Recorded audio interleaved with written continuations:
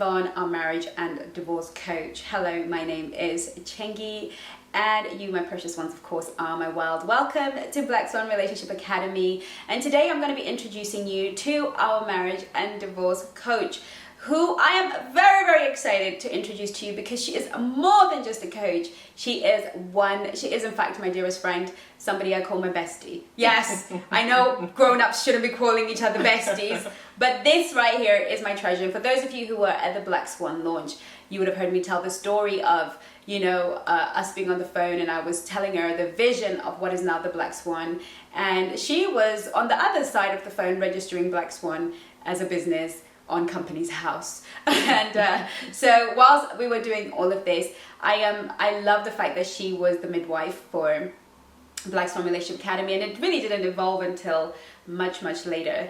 But it's such an honor and a privilege. This woman she might not have the Black Swan lingo down packed, but she is absolutely a Black Swan. But what I wanted to do with her today is really sit with her and get her to tell us a story, get her to introduce herself, so that we can get to know her beyond her being my friend, because obviously I know her. But we want to just hear a little bit of her story. So welcome, Mrs. Yvonne Green. Everyone, my name, as Chengi says, is Yvonne Green, and I am the marriage and divorce coach for Black Swan Relationship Academy. Tell us your love story. Tell us how your journey with relationships and love with men, because that's what we're here to do. Yeah. And I know your life is very beautiful, but we just want to zero in so everybody can kind of understand and get an idea of what your personal love journey was like. So how did your love journey begin? Right, okay. It seems so long ago to talk about a love journey. I went to a party with my older sister, and at this whilst I was at this party, there was a gentleman there, and this gentleman asked me my name, and I told him. Cute. And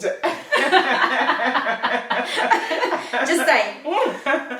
And a few years later, we were married. He was my first boyfriend. Wow. And then he became my husband. Wow. And it was almost kind of surreal, because here was I, this young person, enjoying life and doing what young people are supposed to do. Yeah. And the next thing, I'm a married woman. And not only was I a married woman, but I'm living in his mother's house. And I didn't even know how to cook. And his mother took me to one side and said, "This is how you should do it." So it's because of her why I actually know how to cook. Wow. And enjoy doing it. Yeah. So, and that basically is how our story started. That's how it started. Yeah. And it's really funny because, as married people, the marriage world is not just about you and your husband. Yeah. And I really love that you introduced the idea of your mother-in-law. Yeah. and the dynamics of that. And sometimes the in-laws can actually break or make the relationship. Yeah. So it's really good. And I know that you've got a lot of experience in that area. So before we veer off topic, because I'm sure you're going to do some videos on managing the in-laws, because even for those of us who are single and getting ready to marry, it's really important insight. So make sure you catch Coach Yvonne's videos. You can get insight into some of the stuff that happens in marriage that you're just not gonna figure out on this side. Yeah. So so I completely understand that. Same thing here. I got married very, very young, at the age of 19, and you kind of like a deer in headlights, and now you kind of have to become a wife. Yes. So how did that work out for you, Yvonne? How that played out was, it didn't, because I say back in the day, and it was back in the day, and it make it sound like it's kind of the dinosaur era of marriage, Yeah. And your mother-in-law was the voice that you would go to, or your mum, because there was no Black Swan. Yeah. There was no other narrative that you could listen to in order to know, well, how do I navigate the way through this, because he's doing this and I don't understand him. Yeah. I don't understand it, because I went from being a girl in my mother's home to here I was married to somebody, and there was no training in between. So basically it's like you've been thrown into the deep end. Nobody's given you a manual and told, okay, so you don't have a manual, can I have water wings? There are no wings that you can put on. You basically got to fly and navigate on your own. And I didn't have an auntie that I could go to. I didn't have a mum. My mum says it's you're married, you've made your bed, lie in it. So, and that's exactly what, you know, I had to do. So I'm thankful today that there is so many, audiences and coaches supports that there are out there, that the young ones who get married, they can you know, access in order to help them when times go bad. Because whether we want to believe it or not, there in marriages you have peaks and troughs. And when you hit the troughs, you need that person that you can go to, or you need that resource. You know that, you know what, I can call Black Swan, I can call one of the coaches, because they're going to be there to help me. You can read a book that's going to, you know, cause you can I think what I like with Black Swan and what Black Swan stands for, it makes you understand self and understands, okay, why am I doing this? Because he did this. Why am I doing that? Why am I responding to that? And sometimes when you're very young, you don't always understand. And it takes the voice of someone who has been there to understand what you're going through to be able to help you. And just an impartial person too, because I think that, you know, when we go to family, often you kind of have, you know, you go to auntie family and you try to get, but there's so much bias. Your family doesn't want the shame of anything possibly going wrong, or his family. It's so hard to, for me, definitely at the time, because it was very similar to my time. It's like, get married and just work it out. You know, you're a man, aren't you? You're a woman, aren't you? Just work it out. And often places for counsel were usually biased. There was always a feeling that, okay, that's his mom, that's his sister, or that's my mom, that's my sister. Who's gonna be that counselor? But like you said with Black Swan, we are impartial. We don't have, you know, we're not connected to any, so we can give so much more insight. So tell us about your troughs, because obviously you were married, and then what happened? I don't want to put words in your mouth. So tell us about the troughs. You said that, you know, obviously you were married quite young. How old were you when you were married, by the way? I got married when I was in my early 20s. Early 21, 20s. 22. That's quite, I got married, so that's which was quite very young. And so you said you went through some troughs, so tell us about that trough. The troughs that I went through was, we eventually divorced. I got to the point where I didn't think I could go on with this. Somebody who I cared about so much, who I thought, okay, this is going to be it forever. I disappeared. And I didn't know who I was, and not being able to, there was nobody that I could speak to, and the only way out for me was, you know what, just walk away. And that's exactly what I did. I walked away from my marriage, and in walking away from it, I spent I think nigh on 20 years rediscovering who I was, and it took a long time.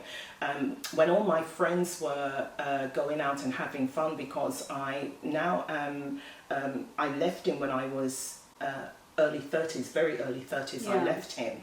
And I thought to myself, yippee, I can go out and have fun and have the life I didn't have because I was busy doing wife and mother, and here I am now. I can go and party and do. And I partied for about a year, and it wasn't as if I was out there doing. I dated very, very little because of, I was scared. I didn't. It is scary. It is scary. Because here's a person that I've just left. My friends are saying, come, let's go. I'm going, and if someone would approach me, it would be, hi! So all I wanted to do was run. So my dating was very limited, very, very limited. And then within a year, I got saved. And when I got saved, and it's almost like God really took hold of me and said, you know what, you're mine. And I thought, okay. And he really sat me down and over the, you know, a couple of decades worked on me and basically given me sense, given me self-worth again. And bringing me back from the brink of, because leaving my marriage and walking away from it was one of the hardest things I've ever had to do. It almost broke me, and had I not found God, because it's, what you're saying to the world when you've got divorced against your name is, I failed. Yeah. And that in itself, I want to win all the time, and everything I do, I want to win. So to have divorced said to the world, I failed. Yeah. And how do you navigate around that without somebody being there to hold your hand and, you know, take you through it? It's traumatic. You know? Divorce is traumatic. And sometimes I watch all of these kind of manosphere channels, and you women just want to get divorced. You just divorced. And I get it. I get that there are some women who are flimsy and a bit flaky. But for the majority, I'm yet to meet a woman who, you know, I remember an aunt of mine when I got divorced, she was like, no woman wants to walk away from her home. No. And I think it's even more traumatic when you walk away. And I think sometimes when people look at divorce and think, well, you left, so you must have been in the superior, better emotional position. But it's even more so because you're walking away. And I think that feeling of being a failure, it's not just, oh, I failed, like I failed a maths test. It's like I failed at being a woman. Yes. It's almost, it's so deeply in, because you're just supposed to get married right. Like it's almost like you're supposed, like women, the same thing as I'm supposed to win. I'm supposed to succeed. So that identity, and we all do the same thing. We go partying. We all put on short skirts. We all go partying. And to be honest, I think that is the worst move. Yes. But that's the only other move we have in the absence of a Black Swan Relationship Academy, or the absence of coaching, which is, I love the fact that there's so many coaches. And I keep saying to coaches, you know, my colleagues and friends, the harvest is plentiful, the laborers are few, they're just not enough coaches.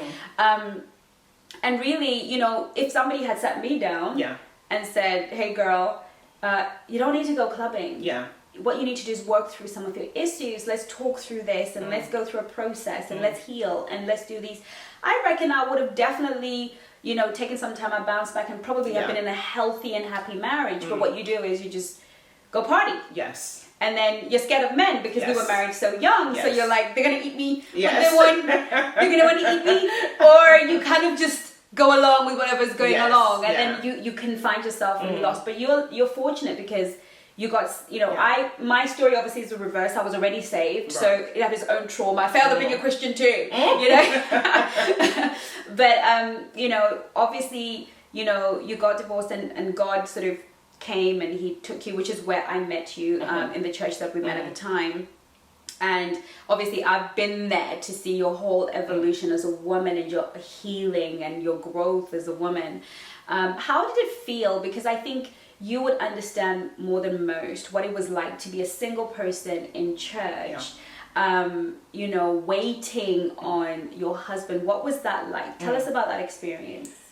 That experience, my church wait at the time was somewhat challenging in a lot of ways, because I went out to try to get validation that I hadn't failed at being a woman, because I'd failed at marriage, I'd failed at being a woman, I'd failed at what was natural that my mother I saw did with my dad, so I failed at that. So how then do I come back from that failure? And I went to church, and in going to church and in having that relationship with God, it was a case of, but where his word says, and your land shall be married, I expected it to happen like that. I thought, you know what, I don't have a tree growing out of my face, so something good can come from this. Somebody somewhere would want this. But apparently not, because I sat there for over 20 years waiting. And it got to the point where all those, there were many women who came in, they got married, their children were getting married, and they were getting married. Every time in church somebody got married, I would cheer the loudest, and I would clap, and you know, be happy for them. And I'm an event planner, and nigh on all the weddings, I organised yours. I organised, and I'm organising all these weddings, and I'm going home crying and saying to God, so what did I do wrong? When is it going to be my turn? And it didn't seem as if it was ever going to come. And in the end, I basically just gave up. And stopped. And I thought, you know what? I'm meant to be single. So I'm going to enjoy my life, enjoy doing what God has called me to. I had a great circle of friends around me. I had my church. I had a really good job and thoroughly enjoyed my life. And I continued doing that and just thought, you know what, it's never going to happen. I'm destined to be single. It was my one shot at it. I missed it. So get on. Yeah. And which is what I did. Yeah. And I am here. Yeah. And the truth is, you know, that story is, I know, is going to resonate with a lot of the Black Swans watching today. There's so many narratives in the church. Fear, guilt, shame. And you're already coming in with fear, guilt, shame, because you are that failure in life and in marriage. And also you are the trash, the leftover. Like when you get divorced, there's this feeling that you're kind of sidelined. Nobody wants used goods. It's almost like the woman who never got married, she's still fresh. Even if she's got like one kid, she's still fresh. But there's something about the divorcee that kind of feels like somebody used you, did the mileage, and then threw you out. So you're kind of trying to date, and you know, and then you come into church and there's the whole kind of, let's all just wait on Jesus to bring our husbands, and if we go dating, we're going to 40k. So you think, well, I don't want a 40k, so I'll just sit here and go to church, go to work, go home, and somehow I don't, you know, maybe you can explain what was going on in your head, because I did this single thing in church, but not for a long time, because I've always been like, forget that, I'm dating. But what was kind of going on in your head about why you didn't date? What were some of the reasons you didn't date? Some of the reasons I didn't date was I didn't feel confident enough in me. I didn't feel confident that I was, the truth of the matter is that I was good enough for anyone. I really at that time had such a down on me, because as you said, I had failed, and not only had I failed, but nobody's going to want something that somebody else didn't want. And so because they didn't want it, who would want me? And that was a big question mark for me. Who would want me? And the fact that nobody was coming, what that did was just emphasize my old point. Nobody came, so nobody wanted what was here, because I didn't believe that I had anything at all to offer anyone out there. And so to navigate the system of church was saying, don't go out, don't do. And I tend to follow instructions. So if they said don't go out, because you might, so I didn't go out. So I went to work, I came home from work, I sat down, I went to church, whatever function was going on, I would think, okay, I'm there, I am front and center, I'm doing. And not only that, I would think in the back recesses of my mind, today may be the day when I might meet him. Our eyes might meet across the crowded room. Because remember, there was no internet. There was no, app that there was no app that you could go on to say, I'm going on a dating site. I'm going to do. So it was all, you would go out and meet. So there was no clubbing for me. So my going out consisted of whatever church function was going on. And I'm sure the women who are listening to this, they understand going to a function hoping to meet that person. Oh my goodness. And all of us are waiting. We've all done that. And even, now that they're dating apps, some of us we're still reluctant. We're still hoping to go to that wedding or that church do or even that barbecue. Even funerals. In the hopes of finding, and I think, we want the magic of finding somebody in real time. And, sometimes we shun the magic of actually finding somebody digitally. And, it's really good because I feel like the Swans can really empathize with you. So obviously went through all of that and, healed the divorce wound, which is something that I know you're going to be talking about, healing the divorce wound, navigating through marriage and all the nuances of it. And really, finally, I remember being at your wedding. There is a finally, because, as we talk of troughs, there is also the peaks, there are also the mountains that we climb. And what happened for me was a great tragedy happened in my life. Yeah. And as this tragedy begun to unfold, my ex-husband came back into my life, and not only did he come back into my life, he came back in a way that I didn't recognize him. Wow. Whilst the face was there, the voice was still the same, the walk was still the same, but the words that were coming out of his mouth, the words that he was speaking, the things that I'm hearing about him, it looked as it was a complete 180 that had happened. And I think the reason why that had happened is because I'd spent so long with God working on me, and him, realigning me and let me understand that I am worthy. Not only am I worthy, but I am worthy for this man that is now standing before me. Because not only is he high value, and so am I am worth a lot more than I gave myself credit for. And it's understanding my worth made me to understand that I am worthy, more than worthy, to have somebody who is equally a high value man, an alpha male who wanted to take care of me and was more than able to do so. So basically what you're saying is you remarried your ex-husband. That's fantastic. And I know that one of the things we don't always realize is we think we are evolving. In that 20-year period, you were not the only person growing, and you were not the only young person in that marriage, and you're not the only person growing and learning. And sometimes life gives us a second chance with the same person.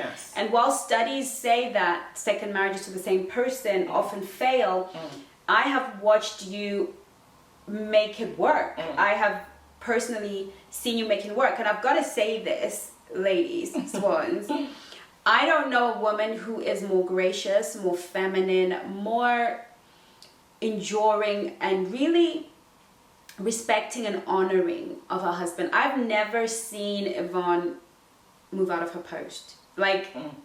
Never. It doesn't matter what on earth they may or may not be going through, and she doesn't tell me very much. She only tells me when they've gone over it, which is as it should be in many instances. But whatever they go through, you've never ever abandoned post. Never. Yvonne is the woman that will always have dinner on time when it's time for dinner, and not because she's a stay-at-home wife. Recently, she's a lady of leisure, but not because that has always been the case. But you've always been that fixed mark in your relationship, even when the storms and the winds. And this is why I had to bring this resource, because you see, the thing with coaching is it's not just about what a person knows. It's the authority they've gathered through doing.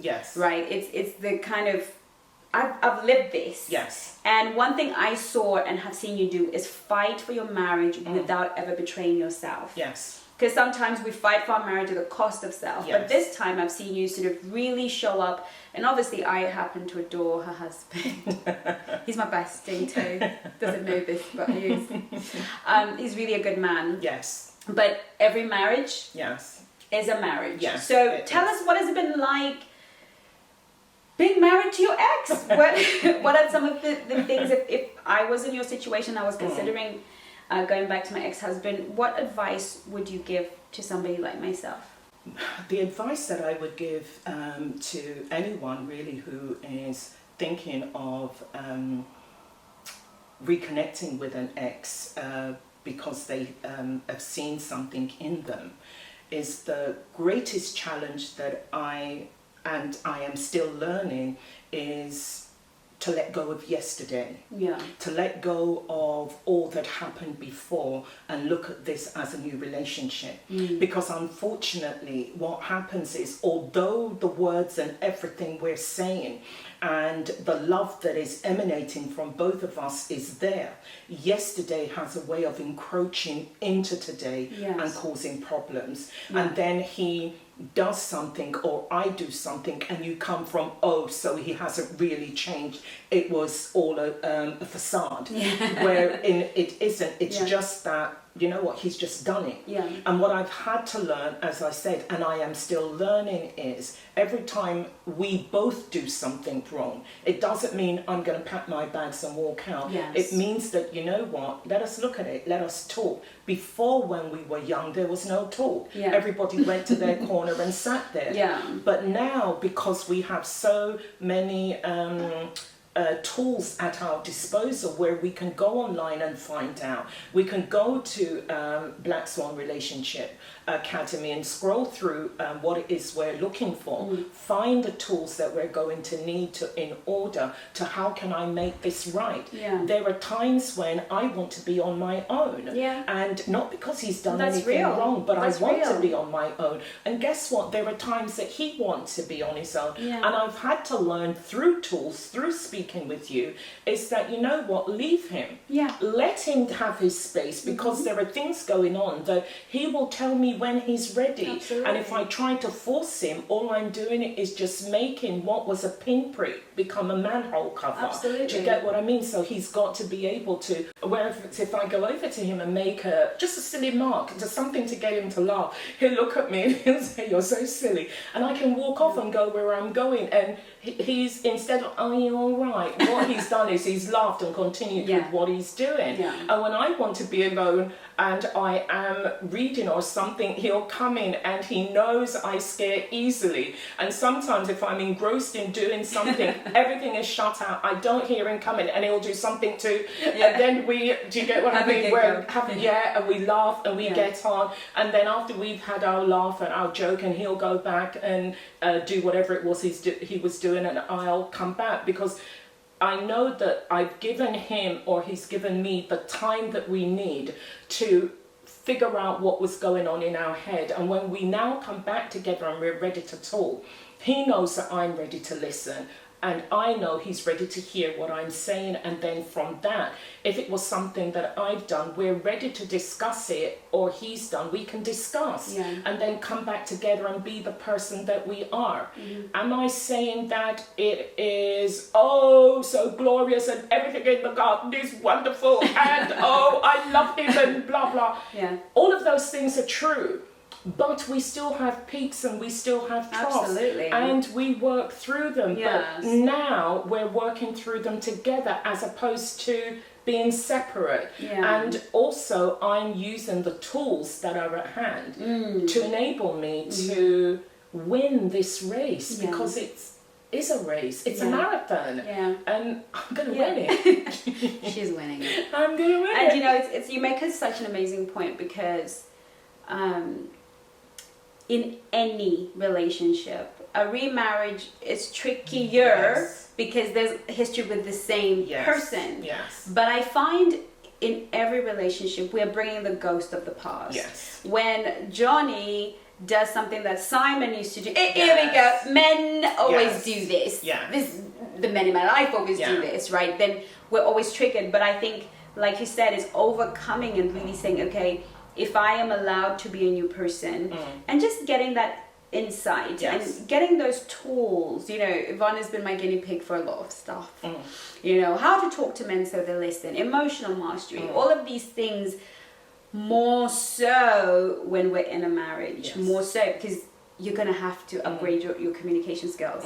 But I just love the story because, number one, I've seen it unfold, at least for, you know, the chunk of the bit that I was around. And I love spending time with the two of you, and also just the wealth of experience that you have. So really, we are looking forward to having Coach Yvonne out here in these Black Swan streets, giving us her wisdom and insight into relationships, marriages. But we would love for you to also put in the comment section if you are married in a relationship, or really you know, curious about the world of marriage, what titles you would like her to cover, what conversations would you like her to have with you if you are divorced, going through a divorce, thinking of divorcing, no matter what stage you are at, and you just need to heal that wound and you need to process through that season, and you don't want to go clubbing and getting drunk like everybody else does, like we did, but really just want to heal from within and navigate so that you can start afresh, Yes. over in so many other ways, Yes. then of course you can follow the link in the description below and book a call with Coach Yvonne, who will hold your hand through any and every process Yes. that you need. There's no reason to suffer in silence Yes. like we did when we had Yes. nowhere to turn. Yeah. You have somebody here who really, really knows how to help you navigate through every nuance. Yes. Not just because she is well trained and understands the psychology and everything else that it takes to be married, but also because she's living it. She's living it and she's lived it. And there's nothing like an empathetic ear that has a lot of wisdom to help you navigate. So this is the place where you want to be. So if you are going through a difficult divorce and you're going through a lot of pain, make that call. If you are, you know, just struggling with some areas in your marriage, make that call. That's what we're here for. Yes. And tune in every Tuesday to watch videos from Coach Yvonne. I look forward to seeing you on my next video. Look forward to one of the other coaches' video, probably tomorrow or whenever. But you're gonna have videos every single week. And thank you so much for watching. I will see you soon. In the meantime, take care of you. Bye-bye now. Take care, everyone. Bye. Bye. You are the girl that puts yourself last, everybody first. You are always considering the man in your life, making sure that he has everything that he needs. But why is it that you are always the first to be sacrificed and the last to be considered? Why is it that when push comes to shove, you are the one he takes for granted, and when the thank yous are being said, you don't even come up on the list? How much does it hurt when you are not the woman he finally chooses to make his wife, his bride, his girlfriend? So I want to invite you to the Nice Girl Rehab Masterclass. This is a free masterclass. It's time for us to win in the game of love, and I have 1 billion women to reach, so let's get busy doing that. Send the link to your friends as well. See you there.